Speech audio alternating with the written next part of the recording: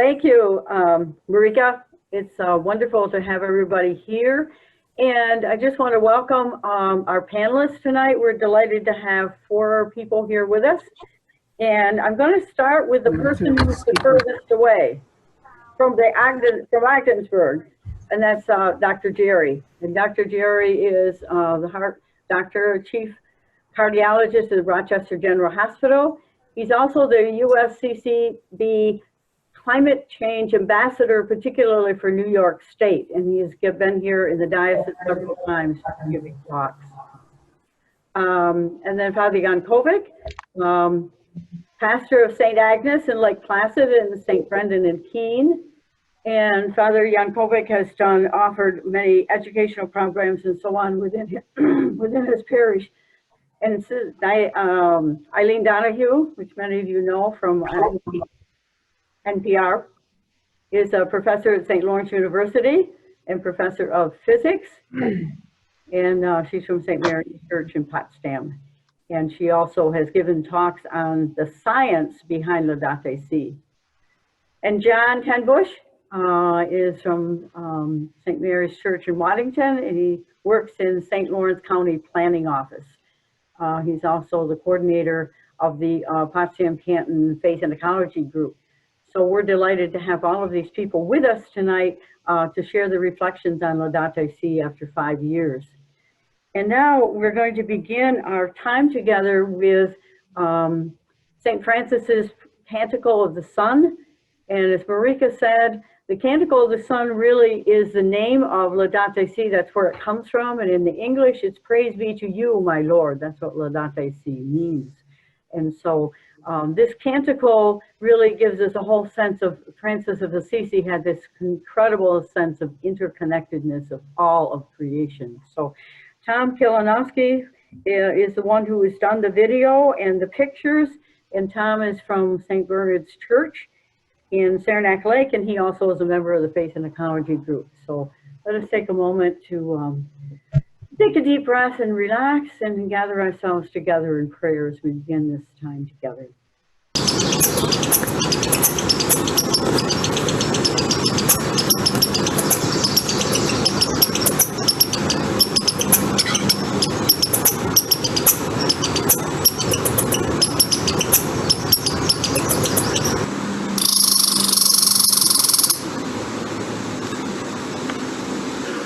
Most High, all-powerful, all-good Lord, all praise is yours, all glory, honor, and blessings. To you alone, Most High, do they belong. No mortal lips are worthy to pronounce your name. We praise you, Lord, for all your creatures, especially for Brother Sun, who is the day through whom you give us light. And he is beautiful and radiant with great splendor. Of you, Most High, he bears your likeness. We praise you, Lord, for Sister Moon and the stars in the heavens. You have made them bright, precious, and fair.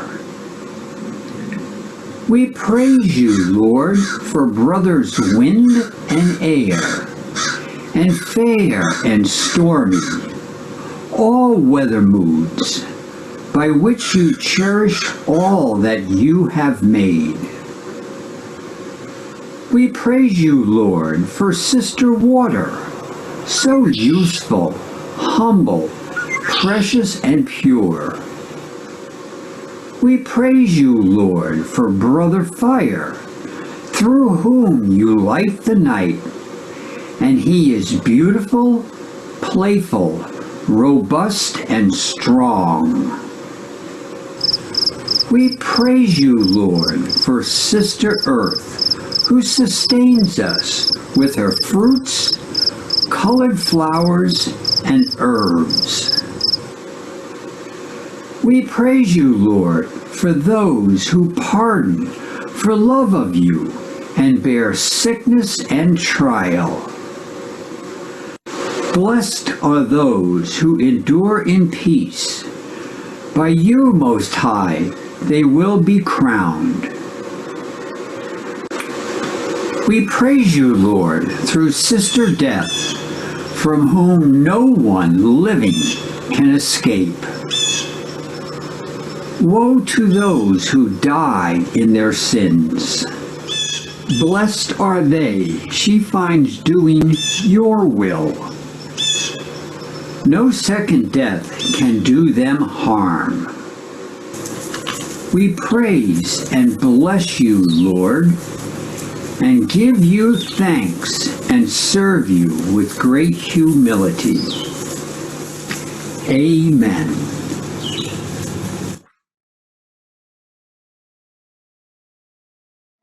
For sharing that prayer. As we begin tonight, we're looking at Laudato Si 5 years after. Laudato Si was published in May, and a few months after that being published, Pope Francis spoke to the UN, and he spoke to our Congress, and he also spoke in regards to the Paris Agreement meeting on climate. And so an encyclical, as you know, is a letter which is written by has sent to us by the bishop, or I'm sorry, the Bishop of Rome, but by the Pope, and it's sent to everyone, particularly the leaders of our church, but also this one is written for everyone. It's sent to all people in the world.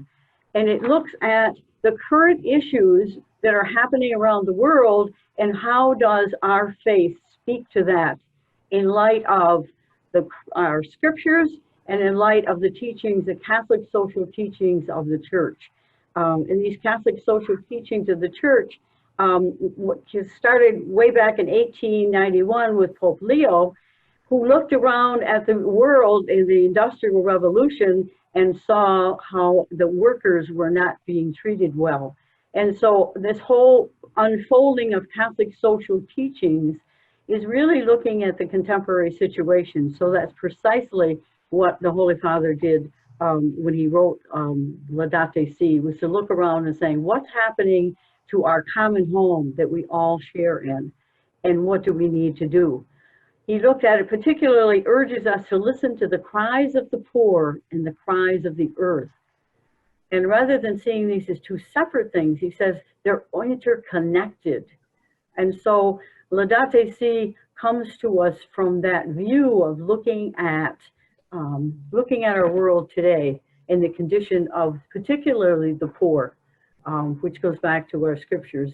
We will be judged by how we treat the poor. And he sees the poor as the vulnerable of the human family, but also the vulnerability of the planet. And so tonight, what we're going to do then, I was thinking about, we had a little discussion in the sense of the virus 5 years later. Interestingly, the virus has caused a global pause. And so it really gives us a chance to say, what are we doing? Where are we going? What's our role of the human family at this moment in time? And so we kind of are struggling to see what's our new normal going to look like? How are we going to create that? And so I think tonight, as we share with our panelists, how does Laudato Si and the Catholic social teachings help to give us a lens through which to see what's happening today, and how might we be called to respond to that? So I want to begin then with Dr. Jerry, and he's the one who's outdoors at his cottage, so right there in the outdoors. So Dr. Jerry, welcome. Thank you so much, Sister. Great to be with the folks in the North Country. As Sister said, my day job is a cardiologist, but prior to that, I was a biologist. And prior to that, I actually go back to Earth Day 1 in 1970 is when sort of my environmental awakening happened. So for the past 50 years, I've been involved with environmental stuff. my wife and I are members of the Church of Transfiguration in Pittsford. It's Diocese of Rochester. I'm speaking to you now from St. Michael's Parish in Penn Yan, New York. My wife and I set up a ministry back in 2007 with the Transfiguration, and we called it Care of God's Creation Ministry, and have been doing a lot of projects since. And as Sister says, I've been speaking for the USCCB as a climate change ambassador since 2010. So 2015, so 5 years ago, I think was a year of elation for all of us. As Sister said, Laudato Si was much anticipated, and I think for all of us that saw it, we were pretty blown away by it. It was deeper, better, richer than I think any of us were hoping for. Also in 2015, the Pope came to America, and my wife and I were able to see him down in Philadelphia. And again, just the mood was tremendous, having 1 million Catholics all together in Philadelphia. And then the Paris Accords were signed that December. So a lot happened in 2015. And as a climate change ambassador, I started getting asked to do talks all the time. I was doing 2 and 3 a month into 2016. And then it kind of tapered off like they do. And January 2017 happened, and depression. And I started getting a lot of calls to do talks, and how do we keep up the momentum with the new administration in place. And a lot of it was building back up so that 2020 was going to be a huge year for the environment. And we saw that with the youth movement happening. We saw that with the Democratic debates having climate change as one of their big topics. We were all doing big plans, as I'm sure many parishes in the North Country were doing, for Earth Day 50. We had huge plans. The Bishop Emeritus was involved. It was huge. And then COVID hit. And it's been a roller coaster. And again, I think what you guys are doing with this series is fantastic. I did get the opportunity to see Father Dan's keynote address. Was fantastic. It was great, and I've not seen all the 12 videos or how many it was, but the couple that I did see, he did a fantastic job explaining Laudato Si. So right now I see ourselves in a time of perspective. What we need to do is ramp up the dialogue and jump into action to get us out of this time of sort of confusion and hopelessness. So I hope in the question and answer, we can spend a lot of time talking about what folks can be doing today, this weekend, this month, and certainly between now and 2030. Okay, thanks, Dr. Jerry.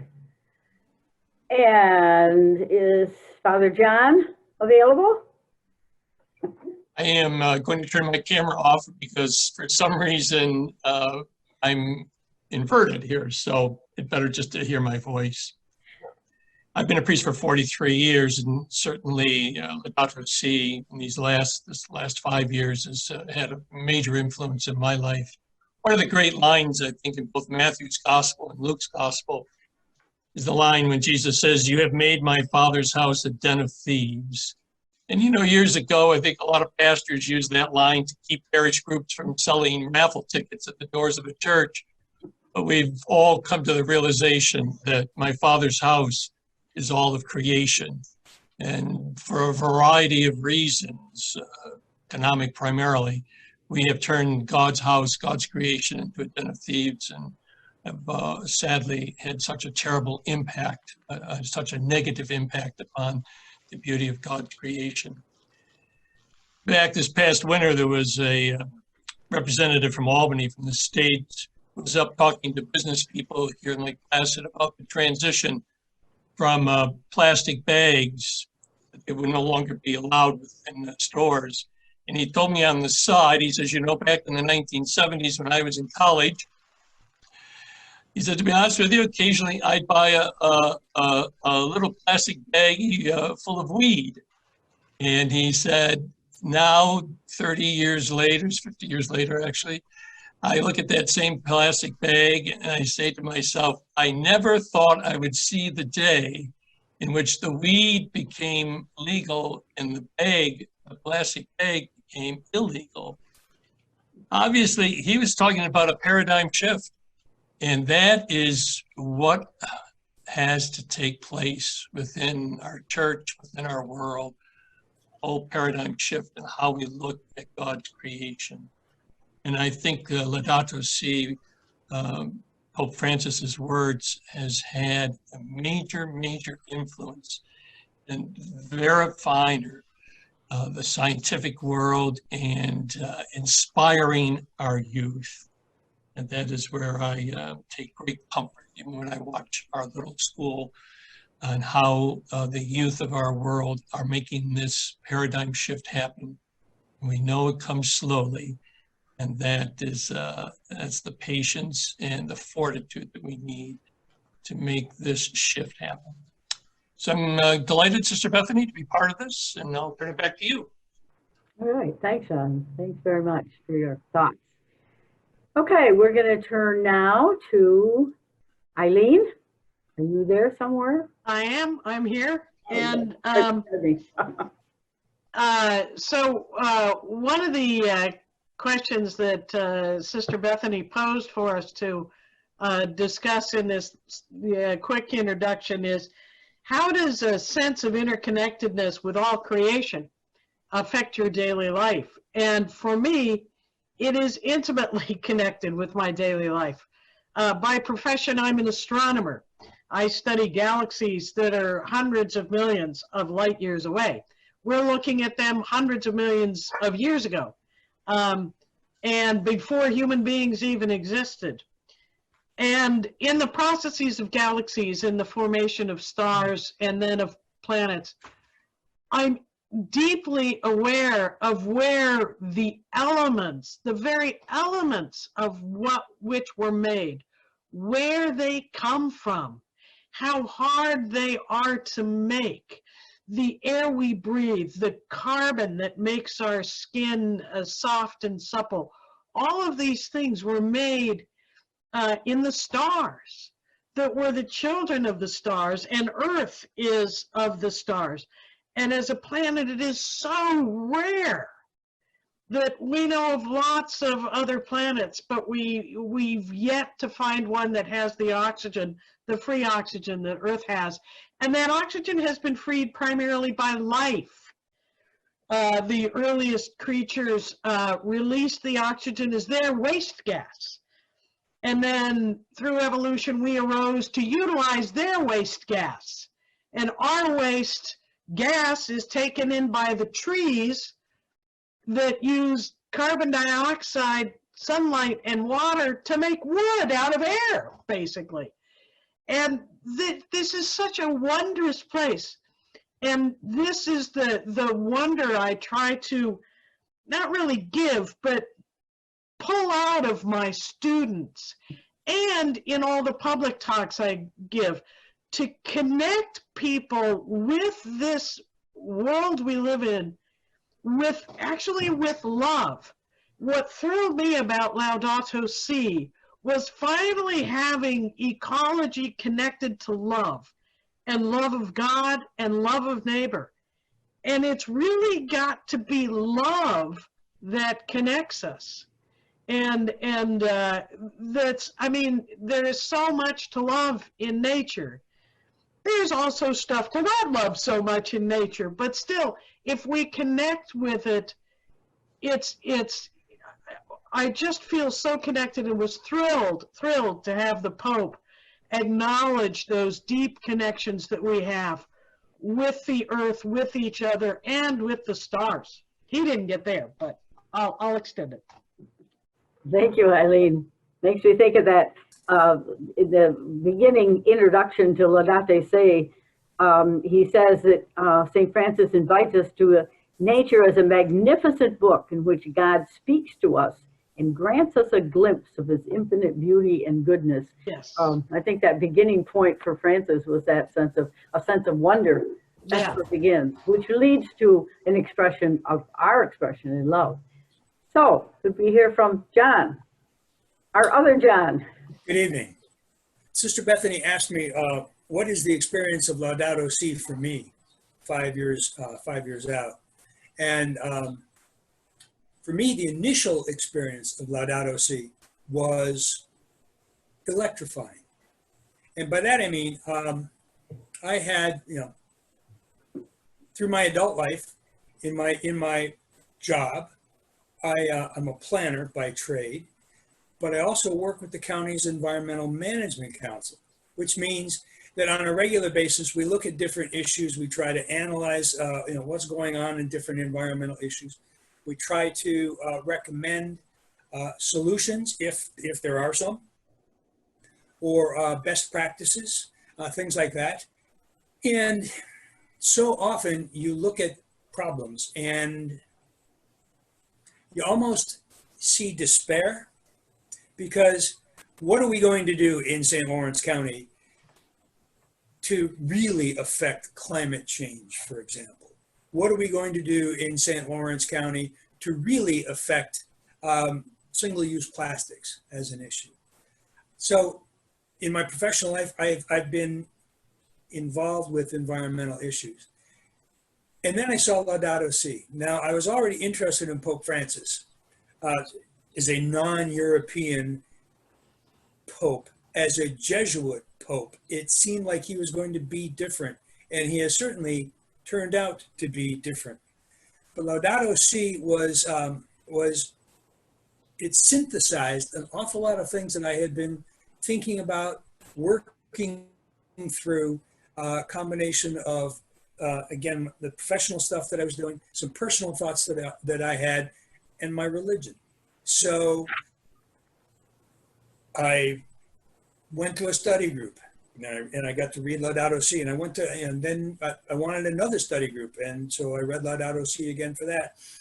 And then, I had to run my own study group. So I got very much into Laudato Si. The neat thing about it for me is that instead of saying, there are these things over here and don't worry about the rest of it, or there are these things over here and don't worry about the rest of it, which is, kind of how we solve a lot of our problems. We pick the issues that we want or that seem important to us, and we disregard the rest. Laudato Si tended to synthesize all of it, and it did so relatively simply. We look at the world and we see nature, right? If you're an environmentalist, you talk about nature, and nature is wonderful and it's beautiful and etc. But Pope Francis says that when we call it nature, we are objectifying it. If we call it the environment, it's a little bit more all-encompassing. But if we remember that it's creation, now there's a relationship. We are part of creation. The world is part of creation. God created us all. And all of a sudden, oh my God, nature is not something that I act on. It's something that I am part of. And now all of a sudden, brother sun, sister moon, mother earth, they all make sense in a way that, that I felt, literally felt, and I hadn't realized all that before. So Laudato Si for me was amazing, and I have been I've been interested in it and trying to figure out how to work with it, incorporate it into my life ever since. Thank you.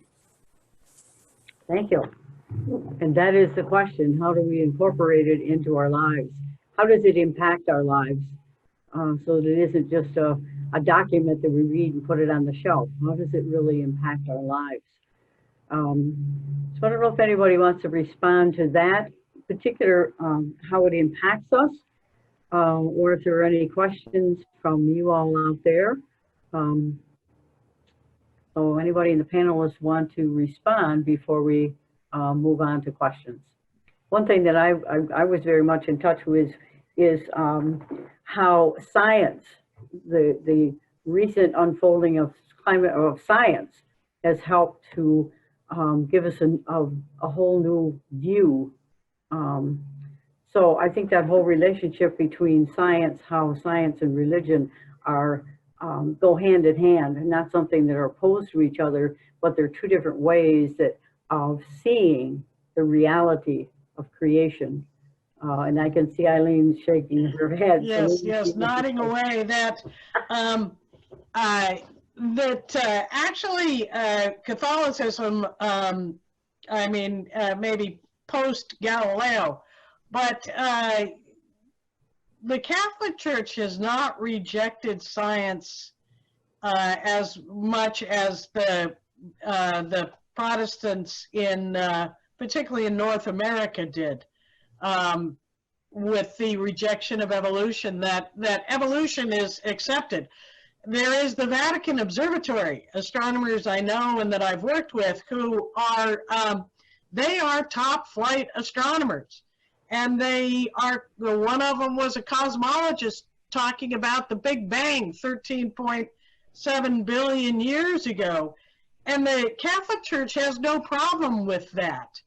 And that science and religion, of course, I grew up Catholic and left the church, and then found myself coming back to it in graduate school when I was working on a PhD in physics, and had to struggle with a sense of fraudulence as a scientist, that I was suddenly finding myself practicing faith, or fraudulence as a Catholic because I was pursuing science. But I'm not a fraud in either of those ways.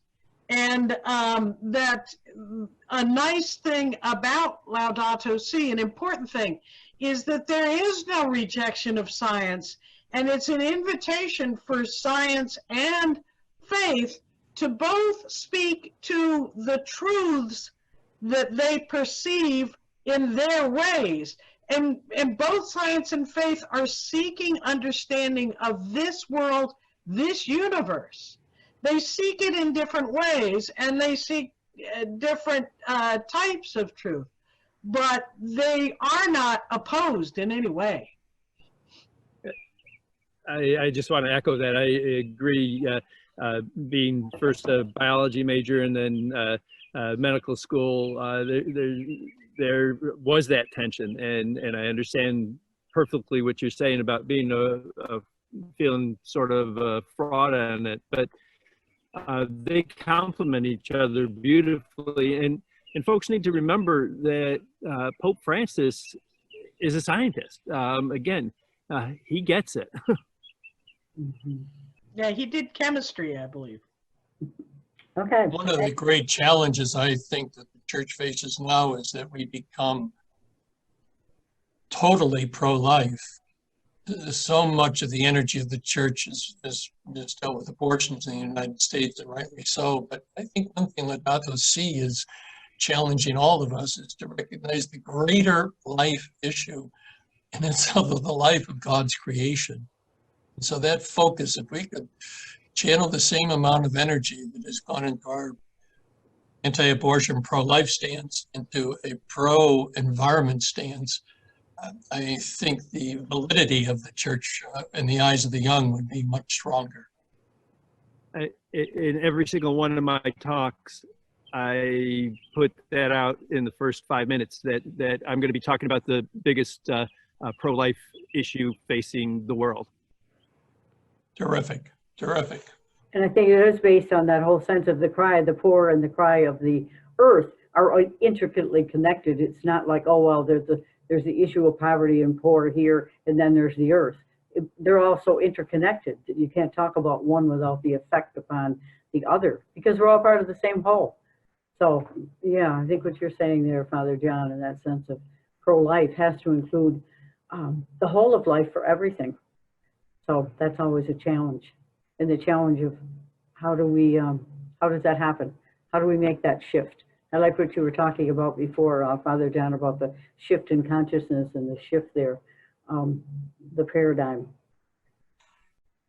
So anything else that anyone wants to speak on that, or any other issue or thing that is particularly important to you as you have read the encyclical and have tried to live the insights? Thank you. Just the one thing that's amazing to me at 5 years, how few Catholics actually know the document. Some have heard about it. I would venture to say it's still less than 10% who've actually dove into it, which again is sort of a pretty big disappointment to me, because I think one of the biggest challenges we have in addressing environmental issues is the sort of indifference and apathy of people towards this issue. And obviously all the panelists, all the people who joined us today, I think this is one of their number one passions in life. How do we get people from being indifferent to care about this issue? We have such a beautiful document to get the dialogue going. I have a question I'd like to put out there for you. How about kind of bringing this into everyday life? And I think, Jerry, it's a good point. As I've been, as a new youth minister of a couple of years, diving into Laudato Si myself, and I did not know about the document earlier.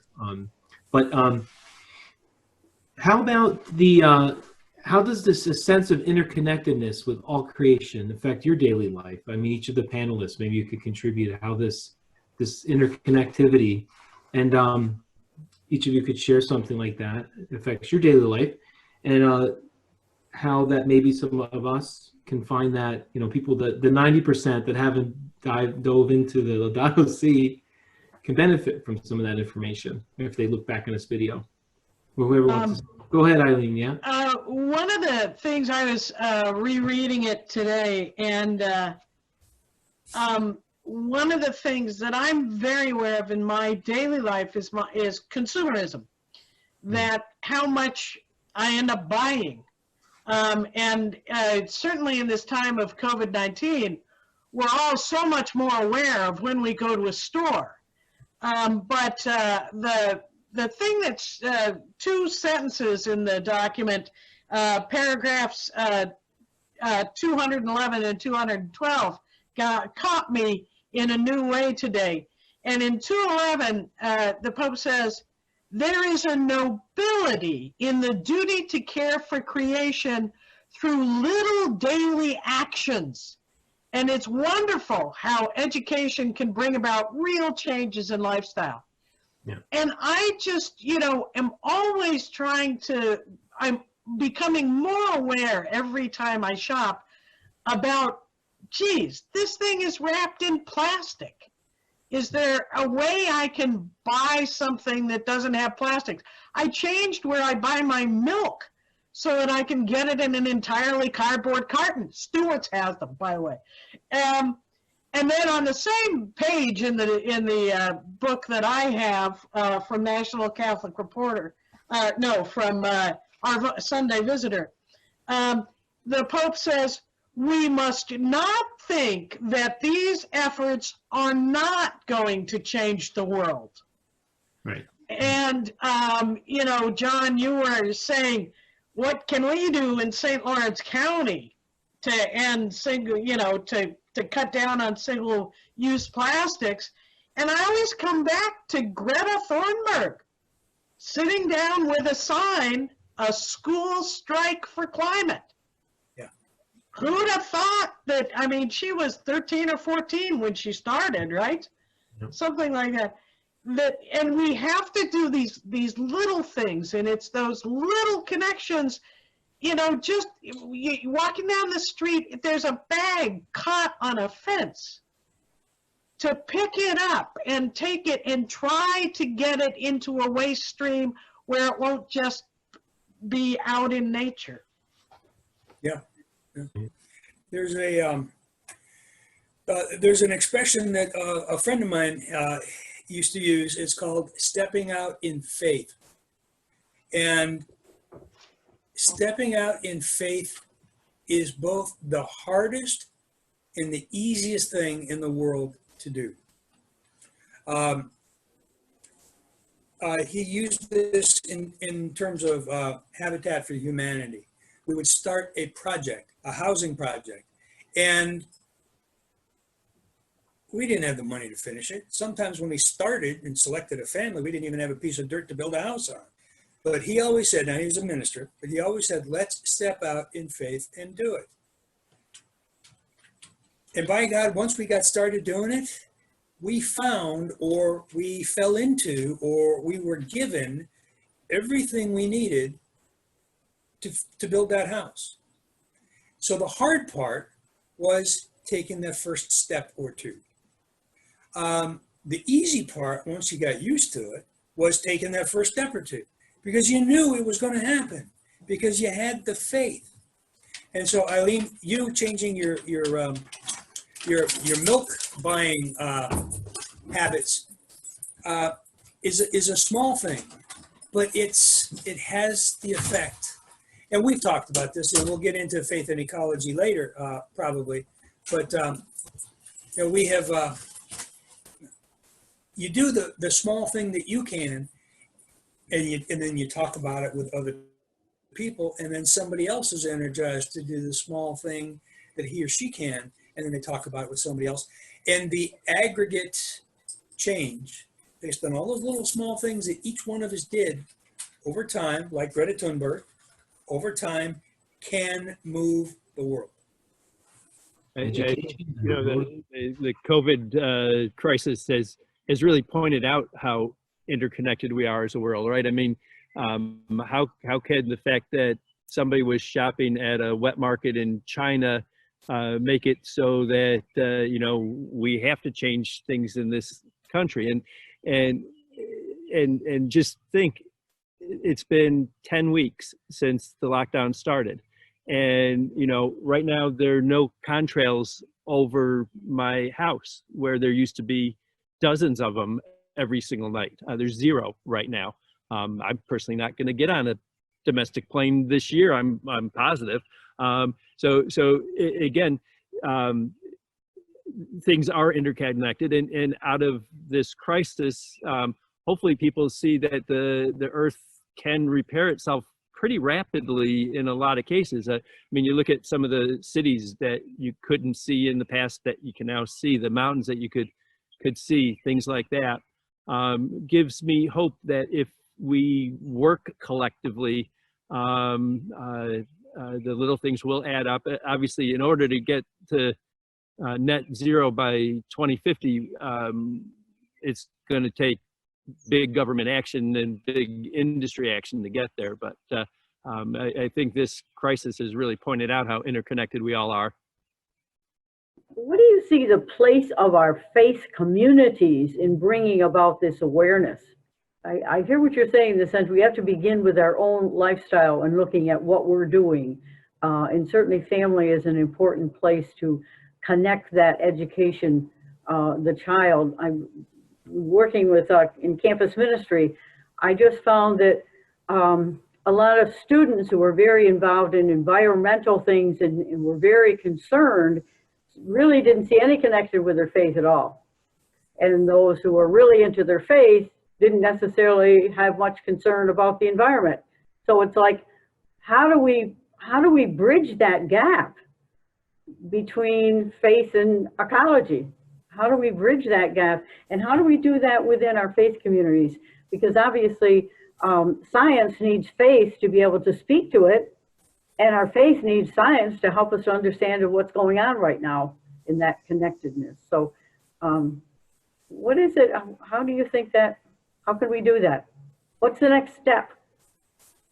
It's been said that really if you only had one word one phrase to pray, thank you, is probably the most effective prayer. And what I find, Sister Bethany, is a thankfulness for creation. How do we instill within the people of God that creation is a great gift to God, to all of us? And when we live with that sense of gratitude for God's gift, we treat it in a different way. So I watch it even when our third graders in the school and now not only give thanks for the food that they eat, but they're also involved in the composting of the leftover lunches, the recycling of materials, and here in the parish we have a mountain climb mass every fall, and you'll take 75 people up the mountain and be out in God's creation, and to make that connection between the source of creation and who we are, and we're all in God's gracious hands. But I think gratitude is a key to that we in the past have taken things for granted, especially God's creation, things that we have. How do you, I think that's my energy, is putting an effort into instilling gratitude for God's creation. Yes, I think what you're saying there, in the sense of out of gratitude comes that sense of love. So you do it not because you have to, but you do it because you want to care for, what is it, Father Dan talked about the household, God's household. So you want to take care of God's household. So it comes from the heart. So all the information in the world doesn't usually change us. It's when something touches our heart.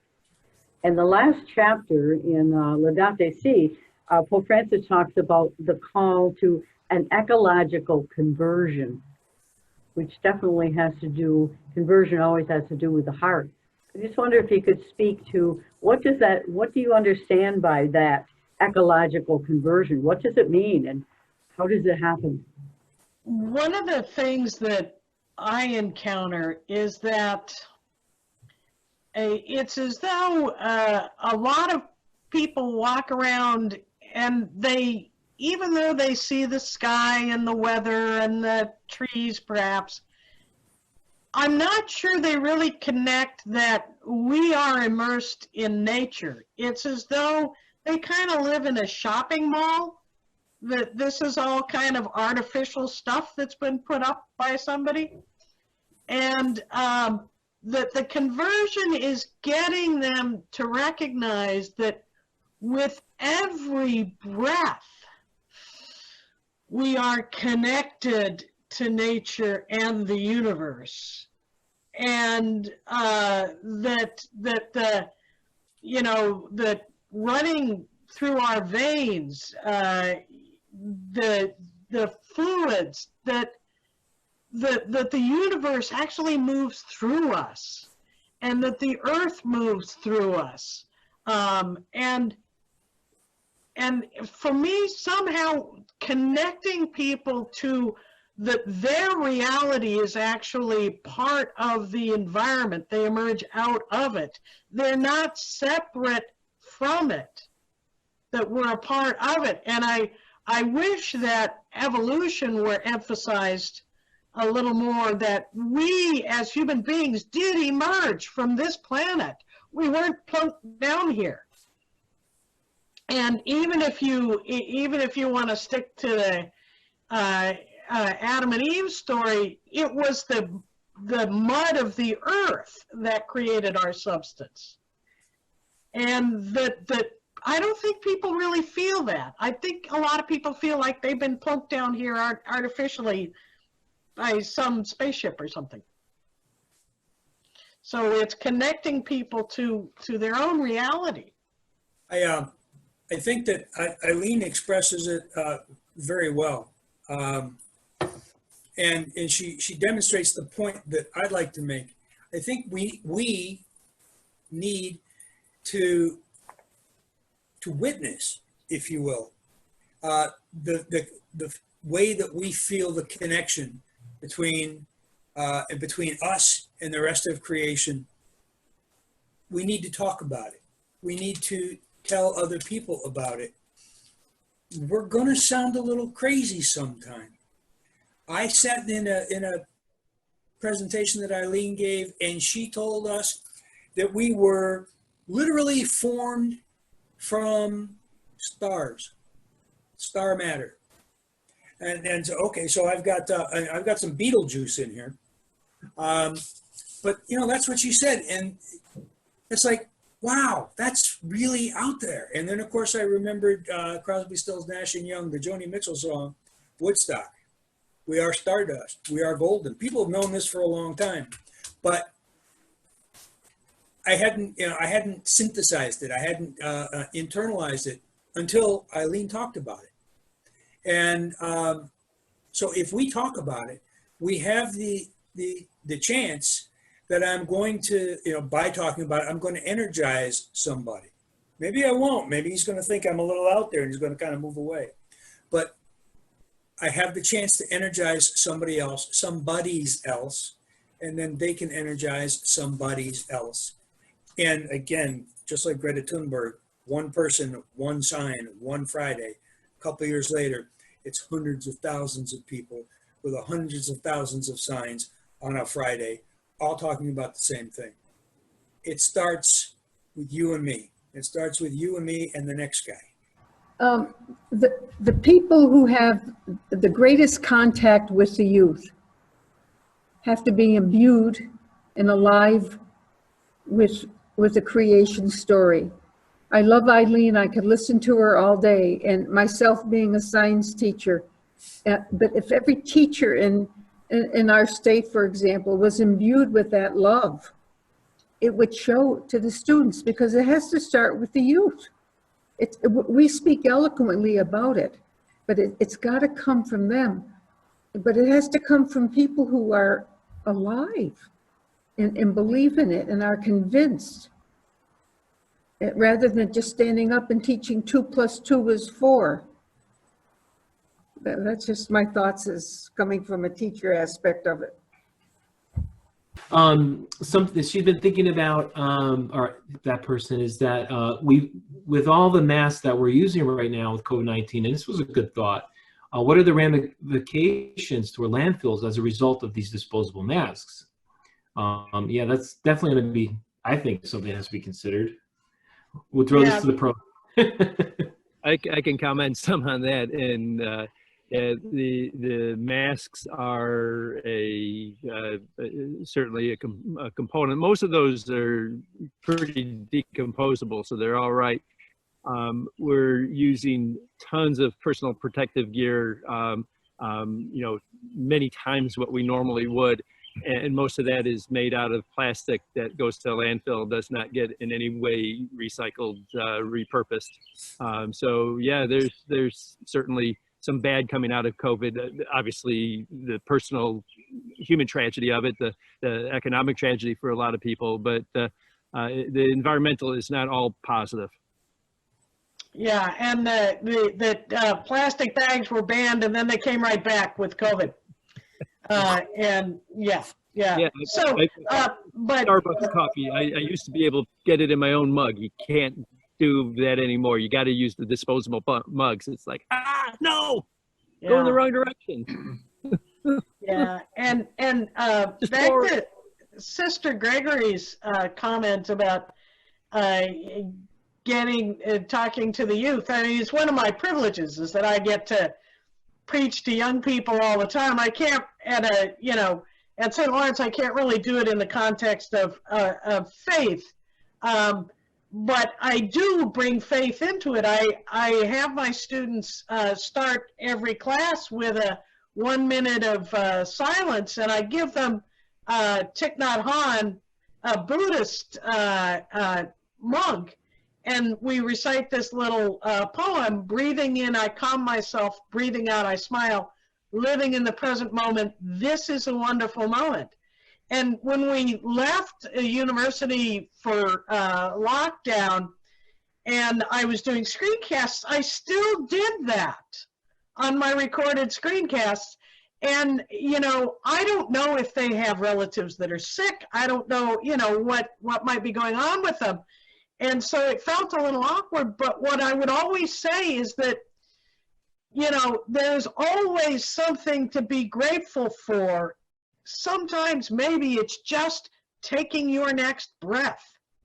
That there is always something find a way to gratitude. So Father John, I really appreciate that you're doing that with the little kids, that a sense of gratitude for the air, the water, the sky. Yeah, the little creatures, I've got chipmunks around the house now. And so, yes, that gratitude is vital.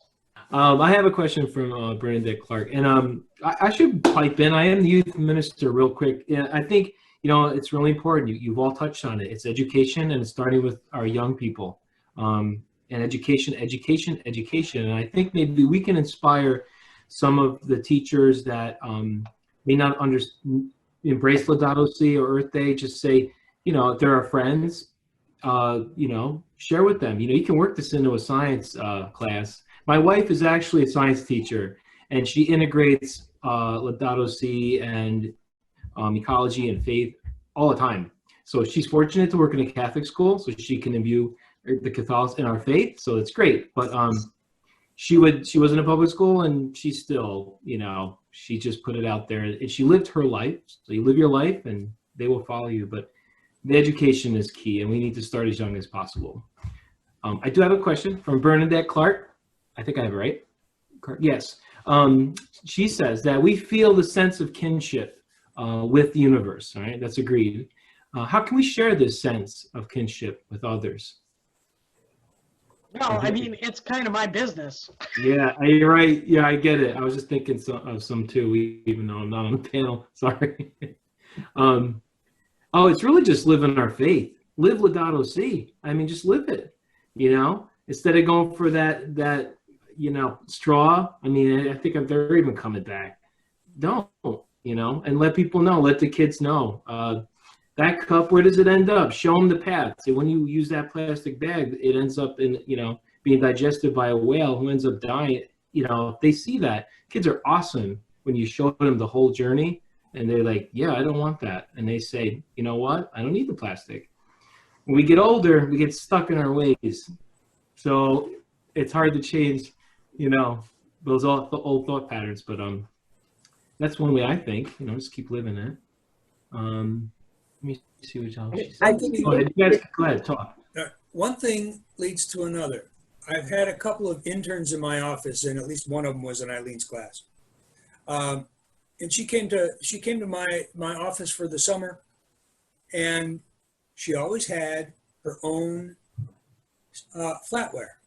She didn't, a fork, a knife, a spoon, a straw that she was able to use when she had her lunch, and she did. And the rest of us were all using plastic forks and whatever, and throwing them away when we were done. Well, after 2 interns, I went out and bought my own reusable knife, fork, and spoon. Okay, so now I use that at work, and I go out to lunch once a week with a couple of friends, and I started to take my reusable knife, fork, and spoon, and they looked at me like I was crazy. What are you doing? There's plastic knife, fork, and spoon right down there. No, I used my own, and then after lunch I got up and I went and washed it and put it back in its little pouch. After Christmas this year, my friend came to me and said, "Look, John, I got my own knife and fork and spoon." So, one thing leads to the next, little tiny things. I'm thinking when you were speaking about the youth, I think it goes both ways in the sense we teach them, but I teach adults a lot and work on retreats and so on. And I find some of them will say, "Sister, it was my grandson who came and said, Nana, you should not be blah, blah, blah, blah, using whatever. You didn't turn the light off." And it's like, oh my gosh, she says, I have to start doing it because he keeps nagging me. So I think that kind of can go back and forth between generations. Sometimes we're teaching them, but they also are teaching us, who maybe are just, in a habit of things that we don't even think about it. So I guess in response to that. Teach us too. Yeah. Okay, maybe we have time for one more question. Tom, is there anyone right there that you're let me see. No, I can throw you out a general question. How does Laudato Si address the splitting of our lives into separate areas of work, home, recreation, neighborhoods, creating divisions not only between people, but within ourselves. Now, how do we integrate this Laudato Si and all these different, well, John, you were just talking about it, you know, with the silverware and the, what you would do at your lunchroom at work. Now you're bringing it out into your, you know, personal life, and you're out and about. So Yeah, I really think it is just by the example that you show minute by minute. I mean, this week was Bike to Work Week, and we got a fair number of people biking into work this week, and other people see that and said, well, geez, I can do that some this summer. And it's sort of like tossing that pebble into the pond and seeing where it ripples. It just goes on, and you just don't know who's gonna pick up on it and who isn't. So seeing you use the forks, seeing you ride the bike, seeing you walking more during your lunch break instead of sitting around. Again, I think it's one of the weird good things about the COVID thing is we have a lot more people walking our streets now than we ever have. And people actually seeing nature, you know, somebody pointed out a scarlet tangier to me the other day, and it's like, holy cow, that's a really cool bird. So people are ripe for connecting more to nature, and I think, you know, one of the concerns I have with waiting on our children to fix this problem is we don't have that long. We need to educate our kids. Obviously, we as the gray-haired generation are most responsible for what's going on and have the means to change it. And we really, the education is necessary but insufficient. We need to, all adults need to make this a priority. Again, the science says we have to cut carbon by 50% by 2030. That is 9.5 years away, and net zero by 2050, which hopefully all our kids and grandkids will see. you just got to keep working, keep plugging away, and have fun. I like, Jerry, what you said about the biking and work is like, you know, when people see you having fun and enjoying life, they want some of that, you know, and so whatever you're doing, do it joyfully out there. If you got your own fork and spoon, be joyful. It's true. All right, sorry. All right. I just want to say that I think what I'm hearing, even though this is a daunting task, I think what I'm hearing from many of you is a sense that it really starts with that sense of gratitude. And I think what you've just been saying, in the sense we've had more time maybe to be aware. Gratitude and wonder. And wonder, yes, that was the second word, which you've been speaking about, is that sense of gratitude, and the sense of wonder is the beginning of spirituality, and it's the way in which it touches our heart. And when the heart is touched, then in a sense we open ourselves to asking the Spirit, which we're preparing for Pentecost, asking the Spirit to come, to be open to the ways in which is being revealed to us moment by moment in what we can do. We can't do it all, but we can do something. And we can step out in faith. We don't know where that step's going to take us, but if we step out in faith, we're going to arrive at someplace really good. That's right. And to enjoy it on the way. Education comes to action, but I like what you were saying there, but we need to enjoy every moment. It's not like, what is, I think it's Catherine Sienna says, heaven is every step of the way. So not waiting till the end, but to enjoy the moment in God's presence with it now.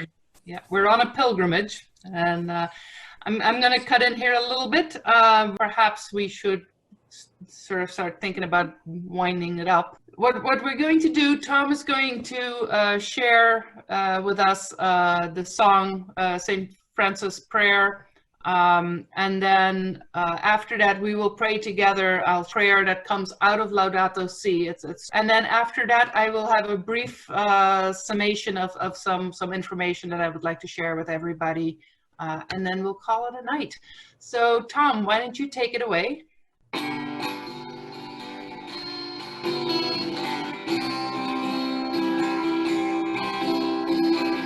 Make me a channel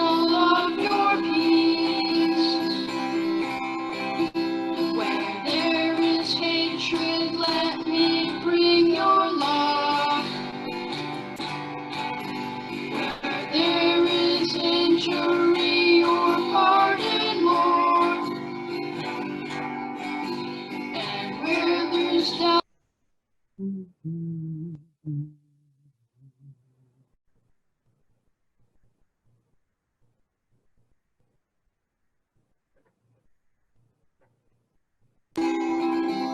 Where there's despair in life, let me.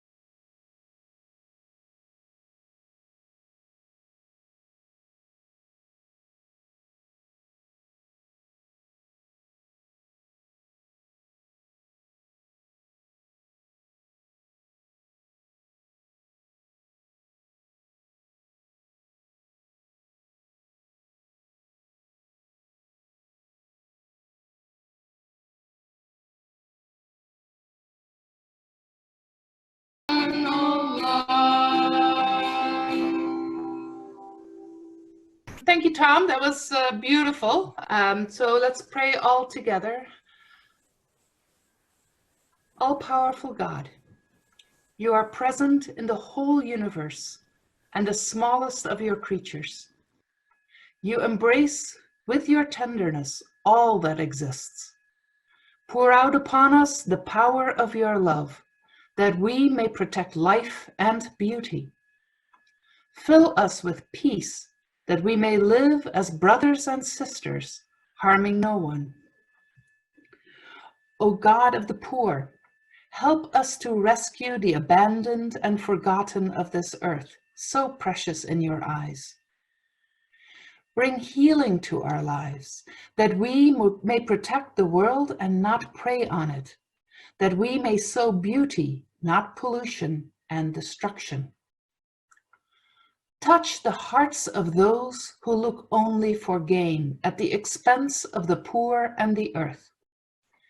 Teach us to discover the worth of each thing, to be filled with awe and contemplation, to recognize that we are profoundly united with every creature as we journey toward your infinite light. We thank you for being with us each day. Encourage us, we pray, in our struggle for justice, love, and peace. Thank you, everyone, for joining us for this concluding presentation of the Laudato Si Week celebration. This is just the beginning. I would like to invite you to check out the Diocesan Laudato Si webpage, which includes all of the presentations of this past week. And it will also be updated throughout the year with new information and as we incorporate the teachings of Laudato Si into our lives. Thank you again, and God bless you.